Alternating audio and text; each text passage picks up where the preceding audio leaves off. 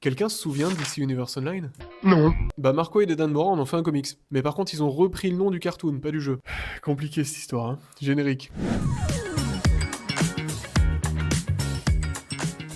Après plus de 2 ans d'absence, la Justice League fait son retour avec un nouveau point d'entrée signé Mark Waid et Dan Mora, j'ai nommé Justice League Unlimited. Urban Comics a publié le premier tome plus tôt cette année, mais alors est-ce que la Justice League aurait mieux fait de rester dissoute pour notre propre bien, ou est-ce que c'est si génial? C'est ce qu'on va voir dans cette review entièrement sans spoil. Bon alors est-ce que c'est plus intéressant que World's Finest? Le comic s'ouvre sur le fameux DC All-In Special qui sert de transition en fait vers cette nouvelle ère d'ici. Rien d'indispensable, mais ça vaut quand même le détour pour avoir un peu plus de contexte et de foreshadowing. On apprend alors qu'après les événements d'Absolute Power, pas indispensable non plus, et c'est pas fou. Nos héros décident enfin de renouer leur lien et d'ouvrir la communication manquante qui avait causé des complications dans leur couple, des brèches dont Amanda Waller s'était bien servie. Sacrée Amanda. Vient alors une idée à la Sainte Trinité, former la plus grande Justice League jamais créée en recrutant tous les héros volontaires. A fini le chômage chez les super-héros avec cette idée. On suit donc un petit nouveau tout droit venu du Texas nommé Airwave, à l'allure tout intimidée alors qu'il fait ses premiers pas avec de nombreux autres camarades à la tour de guet pour la grande cérémonie d'ouverture. Mais Flash lui fait visiter toute la tour à la vitesse de l'éclair. Mais d'ailleurs, s'il va si vite, comment il prend le temps de parler? Alors ouais, parce qu'en fait... Bon, pas le temps en fait, parce qu'il y a des grosses roues méchantes avec des pics qui roulent sur tout le monde en Afrique du Sud.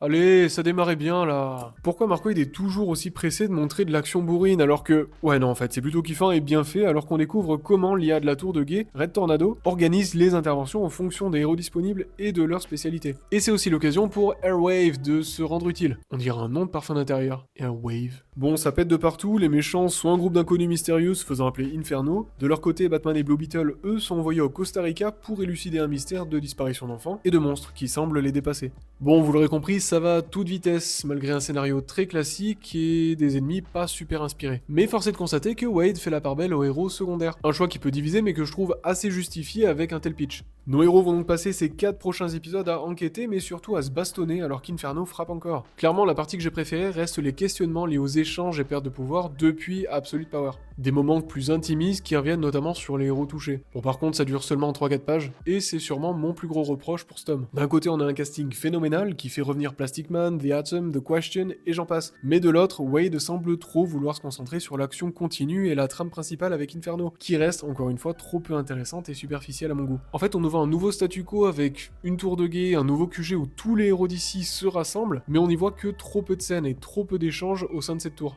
Ça aurait été l'occasion justement de faire respirer le récit en rajoutant des scènes par-ci par-là, 2 tranches de vie, qui aussi peuvent servir d'ailleurs de fanservice efficace. J'aurais kiffé voir des échanges inattendus avec Big Barda et Green Arrow, j'en sais rien. Mais non, il faut repartir directement sur une menace d'ampleur planétaire. Il y a néanmoins de bonnes idées avec justement Atom qui fait des recherches et essaie de mettre au point une machine pour aider les héros à retrouver leur pouvoir, et un plot twist très intriguant concernant notre parfum d'intérieur Airwave, mais il faudra attendre le 2e tome, qui devra faire ses preuves. Bon côté dessin, Dan Mora fait du Dan Mora, j'adore les designs des héros et les mises en scène fonctionnent. D'ailleurs, son trait ressemble parfois à Greg Capullo, mais alors les pages sont blindées d'effets à tout va et sont parfois brouillonnes, rendant les actions dures à lire. Bon après, c'est le risque quand t'as 50 héros sur la même page. Le tout se clôture avec la dernière partie du DC All-In Special, revenant sur l'ascension de Darkseid. Bon, c'est plus de la mythologie d'ici qui cherche à se justifier pour créer un vrai lien avec la continuité, mais aussi justifier l'existence de l'univers absolu, mais ça reste assez sympa. On peut s'attendre à une future rencontre entre l'univers absolu, donc le personnage d'Absolute Batman et d'Absolute Superman et de tous ces personnages absolus avec les personnages de la continuité.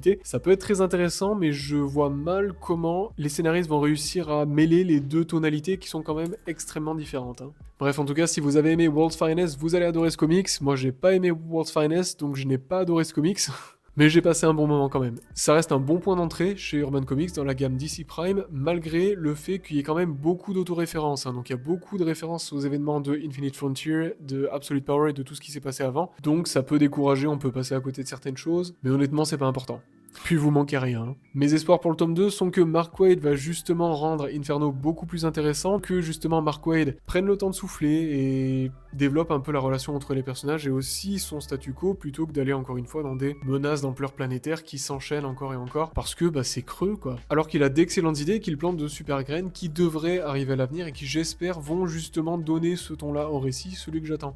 Parce que pour l'instant, la tour est vraiment un espace central qui ne sert à rien, qui est très sous-exploité, alors que ça pourrait devenir un vrai terrain de jeu narratif. Il y a tellement d'occasions de rendre ces interactions plus humaines et plus vivantes, un peu à la manière d'une série CW en fait, où les moments entre les missions compteraient autant que les missions elles-mêmes, et justement ça donne plus d'impact aux missions. Bref, dis-moi ce que toi t'en as pensé en commentaire, dis-moi si je suis aigri avec ce genre-là, parce que honnêtement j'ai du mal à accrocher à ce que ce que font Mark Waid et Dan Mora en ce moment.